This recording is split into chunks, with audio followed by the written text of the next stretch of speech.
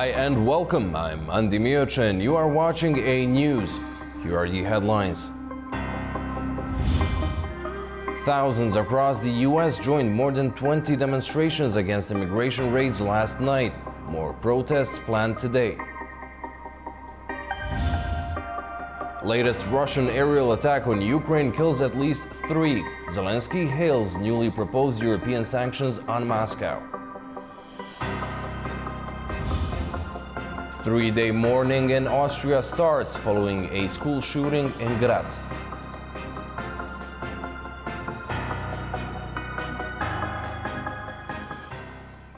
Thank you for tuning in. Los Angeles police say they have made mass arrests after a 5th day of protests over U.S. President Donald Trump's immigration raids. As police and military presence was scaled up, local authorities declared an overnight curfew in parts of the city, citing looting and vandalism. Tensions escalated in Los Angeles on Tuesday as California Highway Patrol officers arrested 67 anti-immigration and customs enforcement protesters who had entered the US 101 freeway, prompting officials to declare a public safety threat. The arrests came after demonstrators refused orders to disperse, with officers detaining individuals and loading them into patrol vehicles. The protest, one of several erupting across the nation, targeted ongoing ICE raids and US President Donald Trump's hardline immigration policies. We are all here and thriving because of people immigrating from other countries. Should speak for itself. And the way that our families and communities have been apprehended and torn apart demonstrates a lack of understanding and ignorance of our history and basic economy. This is basic human rights. They're arresting people that are working, they're arresting people at school, at graduation. That's sad and it's heartbreaking. We don't feel safe. We're standing up for the children that can't stand up for themselves or their parents. On Tuesday, the president used a speech honoring soldiers to defend his decision to deploy troops to LA. Generations of Army heroes did not shed their blood on distant shores only to watch our country be destroyed by invasion and third world lawlessness here at home, like is happening in California. As Commander-in-Chief, I will not let that happen. It's never going to happen. Similar scenes unfolded in Chicago, where demonstrators clashed with police, leading to arrests amid attempts to breach security lines. Solidarity protests were also held in Atlanta and Washington, D.C., amplifying a nationwide outcry against the administration's immigration crackdown. Street protests in Los Angeles began Friday and have mostly remained peaceful, concentrated within a few downtown blocks. However, confrontations with law enforcement have grown increasingly tense since the military deployment. Trump has vowed to step up deportations and bolster ICE operations, setting a daily goal of 3,000 migrant arrests, a move critics say targets vulnerable communities and fuels public unrest. Thousands of people across the U.S. joined more than 20 demonstrations and rallies against ICE raids yesterday, from California to New York. More protests are planned today. We now go live to the Los Angeles area, where 700 Marines and more than 2,000 National Guard troops have been deployed. Tony Waterman is in L.A. Tony, what's happening right now, and what did the 5th night of protests bring? We're having some connection issues. I presume we will go to Tony in LA in a couple of minutes. Until then, in other news, US and China have reached an agreement on a trade framework following 2 days of trade talks in London. Announcing the deal is done, Donald Trump said the US will get the rare earth metals it needs, while Chinese students can take up their places at American universities. The United States and China have agreed on a trade framework as both sides seek to de-escalate trade tensions. Top officials from Washington and Beijing held talks in London for 2 days in which China's exports of rare earth minerals were high on the agenda. The US has previously blamed China for being slow to release exports of rare earth metals and magnets, which are essential for manufacturing everything from smartphones to electric vehicles. Officials say the agreed framework should resolve restrictions on rare earth minerals and magnets. I think both sides had extra impetus in order to get things done because we both have our presidents behind us, pushing us to make sure we take care of our respective sides. Over the last couple of days, the Chinese and US teams have had in-depth exchanges. Our communication has been very professional, rational, in-depth and candid. The two sides agreed in principle on the framework for implementing the consensus of the two heads of state in their phone call on June 5th, as well as the consensus of the meeting in Geneva. The latest round of talks followed a long-anticipated phone call last week between US President Donald Trump and Chinese leader Xi Jinping. Both sides engaged in an economic standoff after Trump announced sweeping tariffs on imports from a number of countries earlier this year, with China being the hardest hit. The Asian country responded with retaliatory levies. The US and Chinese officials will now take the proposal from the London talks back to their leaders for approval before it can be implemented. The European Union, as well as 5 other nations, have lobbied against new U.S. national security tariffs on imported commercial aircraft, warning of a risk to supply chains and ticket prices. 5 countries, the European Union, and several major airlines have urged the Trump administration not to impose new national security tariffs on imported commercial aircraft and parts. Airlines and aircraft manufacturers have been lobbying U.S. President Donald Trump to restore the tariff-free regime under the 1979 Civil Aircraft Agreement that has yielded an annual trade surplus of $75 billion for the U.S. industry. Since April, airline companies are paying a 10% tariff on imported planes and parts. The U.S. Department of Commerce also started an investigation whose aim is to check if imported parts are a risk to national security. If this is the case, the American government will increase the tariffs even more. Mexico said in 2024 it exported $1.5 billion in aircraft parts, just a tenth of the total, to the United States. The EU said it took U.S. exports of aircraft worth roughly $12 billion, while exporting about $8 billion of aircraft to the U.S. Countries including Canada, China, Japan, and Switzerland have expressed concerns about the potential fallout from such tariffs on the global aviation industry. The Chinese government said in a statement that no country should attempt to support the development of its domestic aircraft manufacturing industry by suppressing foreign competitors. Delta Airlines has warned of the tariffs' impact on ticket prices, aviation safety, and supply chains. Meanwhile, the United Auto Workers Union, which represents 10,000 aerospace workers, said it supports the tariffs on domestic production quotas in efforts to safeguard the entire aerospace supply chain across the commercial and defense sectors. We go back to our main story. Following a night of protests across the U.S. over the federal immigration raids, we go to L.A. on the morning of the 6th day. Tony Waterman is there. Tony, what is happening right now, and what did the 5th night of the protests bring? Well, things are pretty quiet here outside of the federal detention center, which was really ground zero for a lot of those confrontations that we saw between demonstrators and the police just yesterday. You can see here behind me that National Guard troops are positioned outside of this building. There are a number of military vehicles, and they have been here all morning. There hasn't been many protesters. It's mostly just a bunch of journalists at this point. But the curfew that was put in place on Tuesday night, running from 8 p.m. to 6 a.m. local time, it was meant to stop the looting and vandalism that had taken place in previous nights. And according to the mayor of Los Angeles, Karen Bass, it seems to have worked. She says there was no reported cases of vandalism or looting, and that the majority of the arrests that were made were due to unlawful assembly because people were out past curfew. It wasn't because necessarily of these mass violent acts. A lot of the dramatic photos that you have seen and dramatic images that you have seen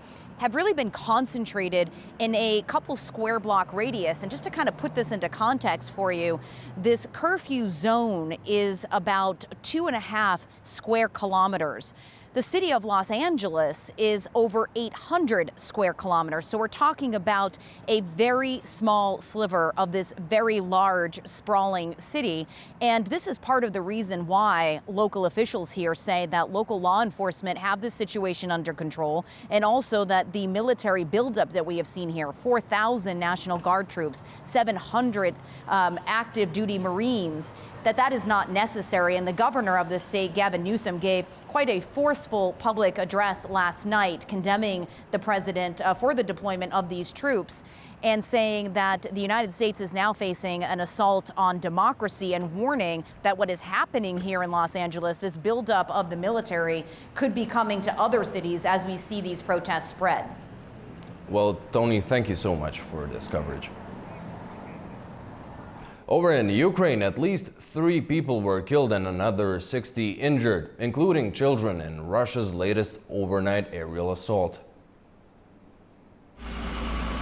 Kharkiv, just 30 kilometers from the Russian border, is once again reeling from destruction.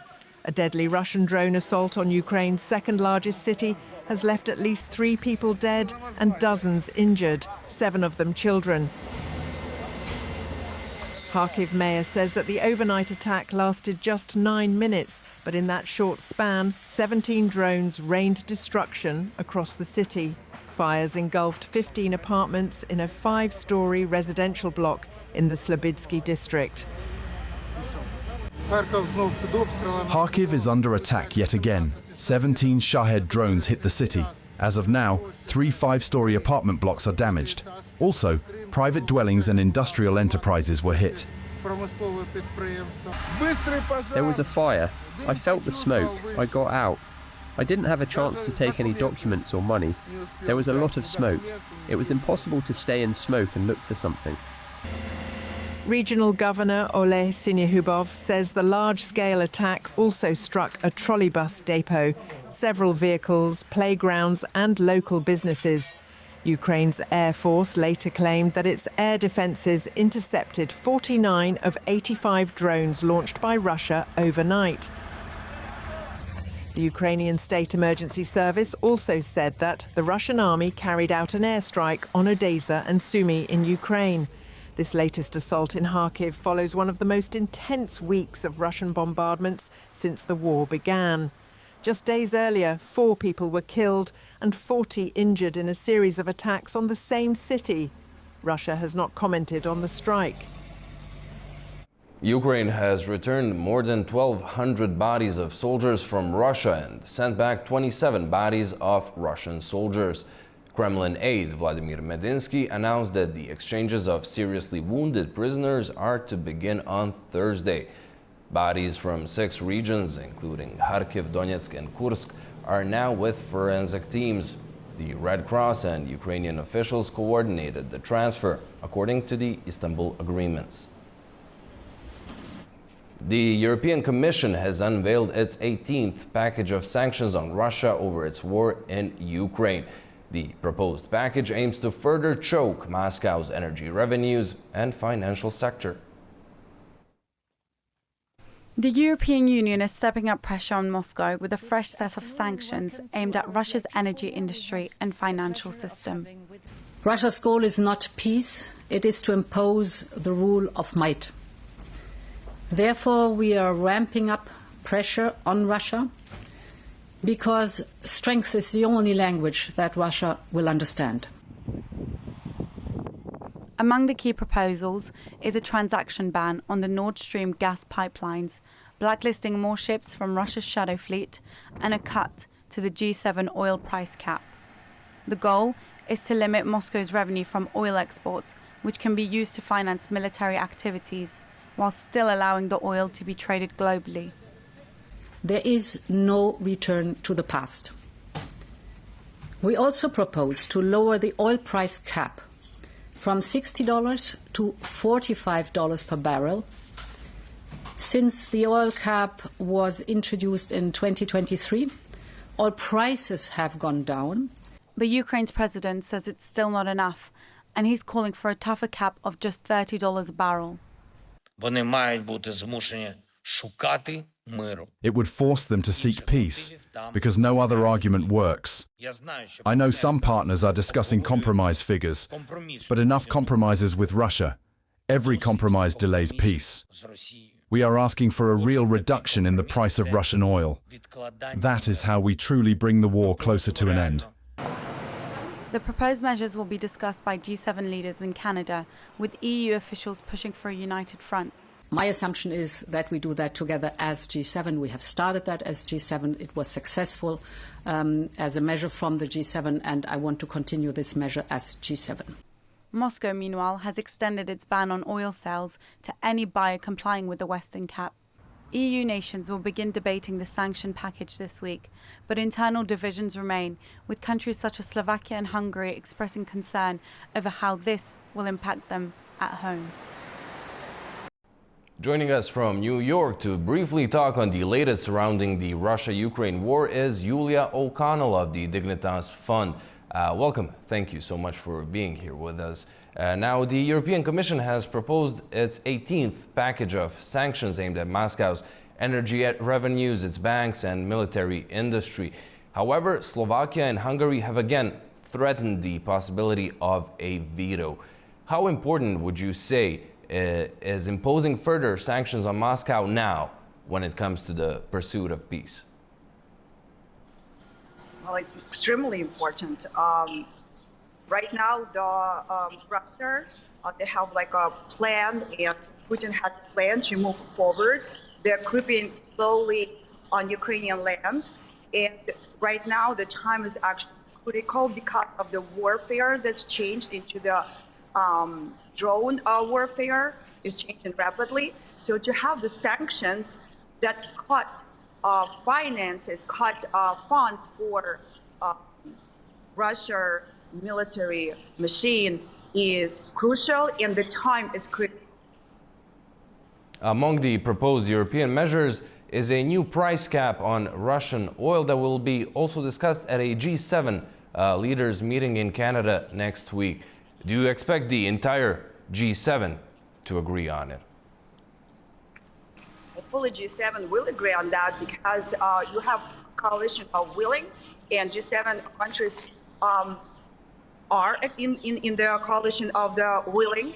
Right now, United States has its own bill proposed by Senator Blumenthal and Lindsey Graham, which is robust, which is tariffs with 500% tariffs on Russian natural resources, on Russian oil, gas, and that would also undercut the shadow fleet.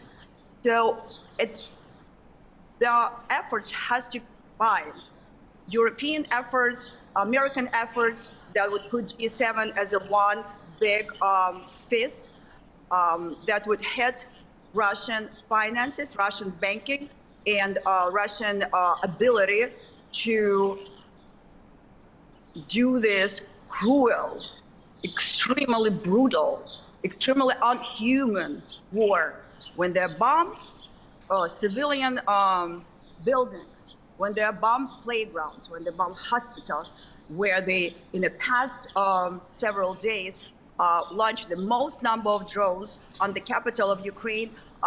Even the oldest building, the oldest cathedral from 9th century was damaged. So what Russia is doing is completely war crime type of war. It's not even between military. It's a terrorism. So yes, sanctions from United States, from Europe, has to come forward. Julia, thank you so much for joining us and sharing your insights and opinions. Thank you. Elsewhere in Europe, Austria is in mourning following Tuesday's shooting in a high school in Graz, where a suspected gunman killed 10 people before turning the gun on himself. A city in mourning, Graz Hauptplatz has become a sea of silence, lit only by candlelight. Residents gathered here after Austria's deadliest school shooting, where a former pupil opened fire, killing 10 people before turning the gun on himself. When you hear about it, you have so much sympathy for the people. Maybe you could have known someone, you know, people in your circle who knew people, and this is an example of solidarity, and you grieve together, and together it is easier to cope. As candles burned and prayers were said, the cathedral held a silence that echoed across a country still coming to terms with the shock of it all. Wir tragen gemeinsam das Unerträgliche. We bear the unbearable together, says the bishop. Elsewhere in Graz, hundreds queued to give blood, desperate to help in any way. I'm here because I wanted to do something. I felt helpless with the news, and I decided to come to at least give something from what I can give to the situation. We all can't believe it, and it feels like a nightmare. We are shocked. The whole city is shocked. The suspect, a 21-year-old, had once been a student at the school. Authorities say he acted alone, his motive still unclear. A period of national mourning begins today for 3 days. For now, people gather, not for answers, but to be together in the silence left behind. Poland's pro-European government won a vote of confidence in parliament, securing 243 votes in favor, opposed to 210 against. The vote came just days after Prime Minister Donald Tusk's ally, Rafał Trzaskowski, lost the presidential runoff to nationalist Karol Nawrocki on June 1st. The defeat sparked tensions within the ruling coalition and raised questions about the government's stability. Tusk said he hopes the vote will restore momentum for his cabinet. Hundreds of taxi drivers from all over France stopped traffic in Paris. They are protesting a new pricing system for medical transport that will, they say, lower their income and create unfair competition. Hundreds of taxis blocked the A6 motorway into Paris as drivers from across France joined the protest. They oppose a healthcare transport reform set to take effect at the beginning of October. Government wants to set a flat fee of €13 per trip for taking patients to medical appointments, plus extra charges per kilometre. These trips are paid for by the National Health Insurance. In 2024, France spent about €6.7 billion on medical transport. Of that, €3 billion went to licensed taxi drivers. This amount has risen by 45% since 2019. The reform aims to save money by limiting payments for waiting times and trips without passengers. Taxi unions argue that while savings are necessary, the current plan puts their jobs at risk and fails to consider the impact on rural drivers. I've been a taxi driver for 32 years, and working conditions have only gotten worse. And now we've reached the end of the line. They're not bringing us to our knees. They're bringing us to the ground. That means that, come October, if the agreement passes, we'll sell our companies. They'll be worthless. Our employees will be laid off, and our careers will end like this. Talks between the government and taxi unions were held last week, but ended without a deal. With blockades still in place and the Ministry of Finance targeted next, drivers say they are not backing down. They are determined to keep the pressure on until their concerns are heard. The World Bank is warning of a significant global growth slowdown, citing U.S. President Donald Trump's tariffs as a major cause. In its latest report, the bank forecasts the slowest growth since the 60s. World Bank is forecasting the slowest decade of growth globally since the 60s. In its latest global economic report released on Tuesday, the bank trimmed its global growth estimates to 2.3% in 2025, down from the 2.7% forecast made in January. The report cites escalating trade tensions, rising tariffs, and ongoing uncertainty in the global policy direction. It describes the widespread situation as turmoil, caused by trade barriers and slowing investment activity. It says, without swift action, living standards could suffer deeply. The report says that nearly 70% of all economies worldwide have had their growth expectations cut since the last forecast 6 months ago. Advanced economies are projected to expand by just 1.2% in 2025, down from 1.7%. For emerging markets and developing economies, the forecast has been trimmed to 3.8%, a 0.3 percentage point drop.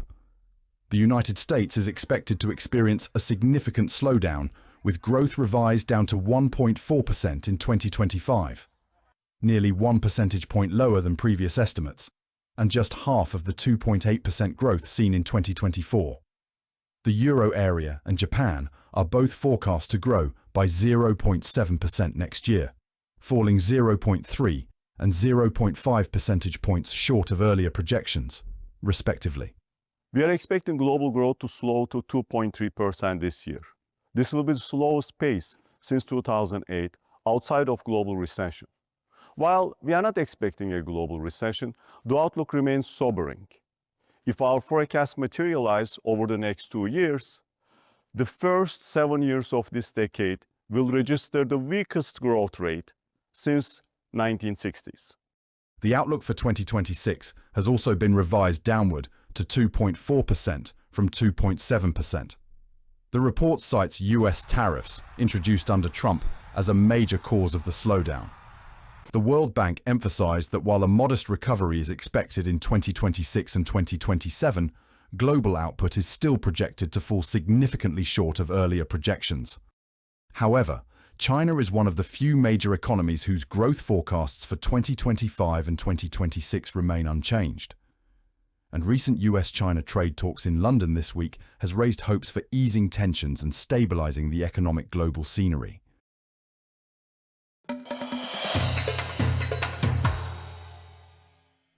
At least 3 people were killed and 10 others injured in a massive fire that broke out at a petrochemical facility in the southern Iranian port city of Bandar Dayer. According to initial reports, the fire originated in a methanol tank. Officials say that the number of casualties may rise and that the cause of the fire is under investigation.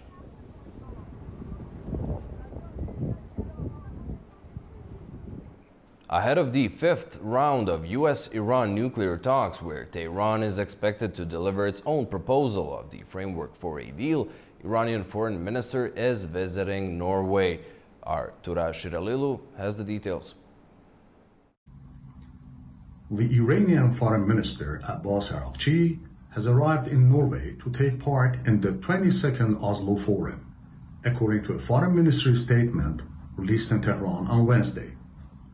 Iran's top diplomat is scheduled to deliver a speech, meet his Norwegian counterpart, as well as the high-ranking delegates in the 2-day international event, which has been offering an environment for exchanging ideas and exploring potential solutions to global conflicts since 2003. Supported by its $1.9 trillion sovereign wealth fund, which is the largest in the world, Norway has played a major role in global peace efforts through mediation, peace building, and humanitarian support.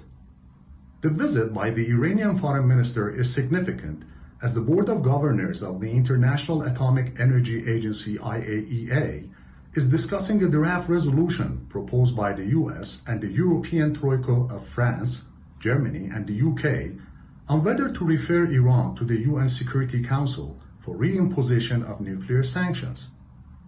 Araghchi's visit to Oslo also comes ahead of the 5th round of indirect talks between Iranian and US negotiators to be held on Sunday in Muscat, Oman, as Tehran is expected to relay its alternative proposal to Washington about nuclear enrichment and lifting of U.S. sanctions in the upcoming talks.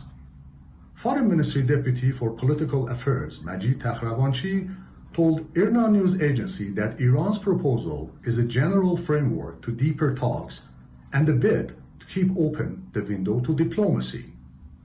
Turad Shiralilu, reporting for AnewZ TV, Tehran. Azerbaijani Air Force pilots concluded a new set of training flights. The pilots performed takeoffs and landings, as well as complex flying and combat maneuvers at low and medium altitudes. The exercises aim to improve their combat skills.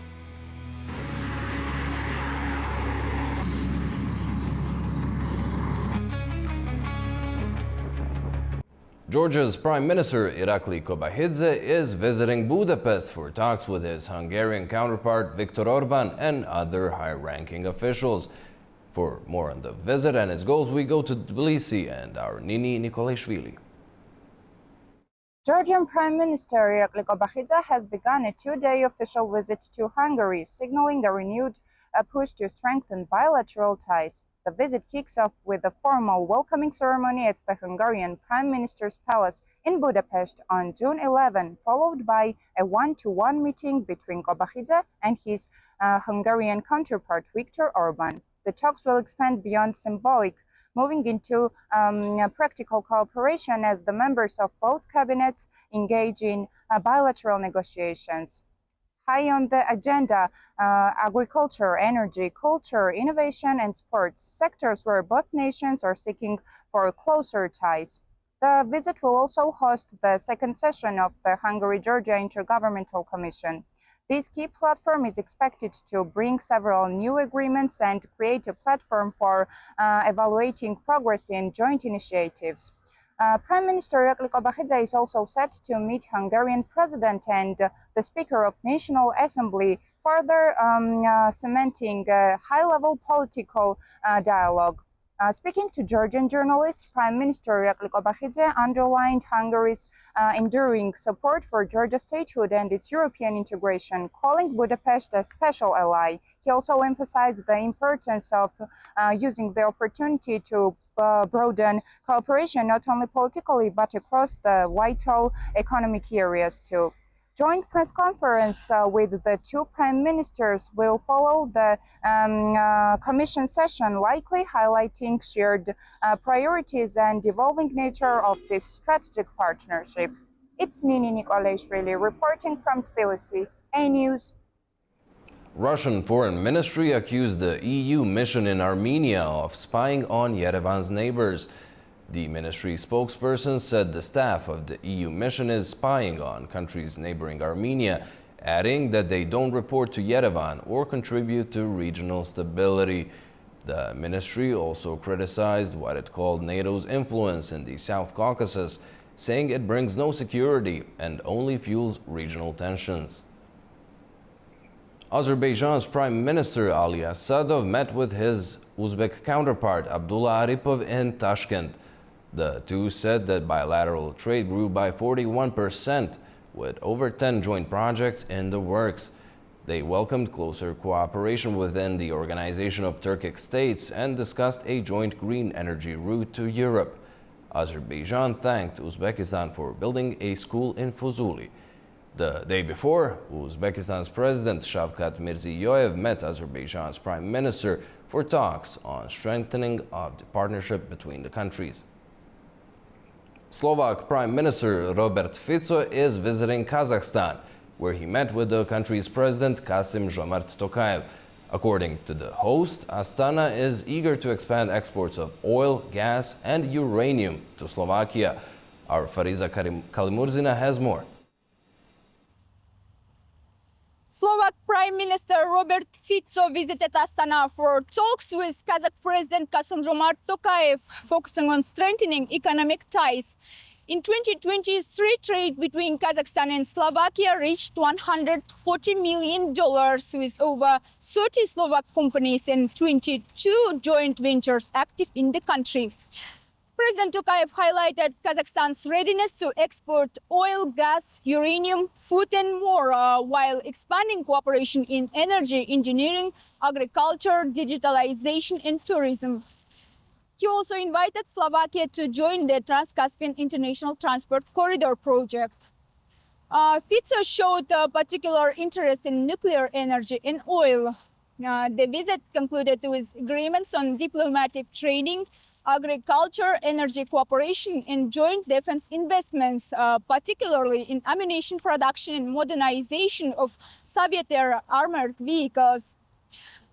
This marked Fico's second Central Asia visit during his current term, following a strategic partnership deal with Uzbekistan. Slovakia is now the third European Union's country after France and Hungary to forge such close ties in the region. Uzbekistan also seeks Slovak expertise to expand its automotive industry, aiming to double annual car production by 2030. Fico also promoted cooperation in nuclear energy and labor migration, noting Slovakia's shortage of 150,000 skilled workers in industry, automotive and healthcare. Plans are underway for a Kazakhstan-Slovakia business forum and a new strategic partnership modeled on the Uzbek agreement. Fariza Kalimurzina, AnewZ in Almaty, Kazakhstan. Turkey will export 48 Khan fighter jets to Indonesia in its largest defense deal yet. The agreement signed in Jakarta will see the jets being delivered over the next 10 years with technology transfer included. Khan is a fifth-generation fighter developed by Turkish aerospace industries. The second Turkic States Trade and Investment Cooperation Forum and Fair has opened in Baku, bringing together business leaders, innovators, and officials to talk on trade and technology. The second Turkic States Trade and Investment Cooperation Forum and Fair opened its doors to visitors in Baku, the capital of Azerbaijan. Building on the momentum of the first fair held in Istanbul last year, this year's edition brings together businesses, institutions, and innovators from across the Turkic world to discuss trade, technology, and shared economic strategies. The fair serves as a dynamic platform for companies and institutions to showcase products and cutting-edge technologies in more than 20 sectors, from agriculture and energy to digital innovation and fintech. The main purpose of the Turkish Trade Fair is to ensure that the private sector also benefits from the developing cooperation areas between the Turkic states. The Turkic states cooperate in more than 20 sectors. Product groups are exhibited in more than 20 sectors at the fair. Our aim is to further increase the economic cooperation between the Turkic states. At the same time, we aim to introduce the unknown products of the Turkic states to each other. This year's forum places particular emphasis on strategic partnerships, branding, and innovation. Bilateral business meetings between participating countries aim to turn dialogue into action, with the hope of creating joint ventures, shared brands, and cross-border industrial cooperation, with participation from 10 countries and visitors from more than 20 others. The fair also reflects growing international interest in the Turkic region as a unified economic bloc. Pakistan has announced it's increasing its military spending by 20%. Just weeks after a short armed conflict with neighboring India. Our Tamim Bahez brings the details from Peshawar. Pakistan is shifting its economic priorities sharply, boosting military spending by 20% following last month's deadly border clash with India. In its 2025 and 2026 federal budget, the government has allocated nearly $9 billion for defense, up from around $7.5 billion last year, despite slashing overall federal spending by 7% to $62 billion. The shift follows the most serious confrontation between the nuclear-armed neighbors in nearly 3 decades. The fighting, triggered by an Islamist attack on Hindu tourists in Indian-controlled Kashmir, escalated into 4 days of cross-border strikes involving missiles, drones, and artillery.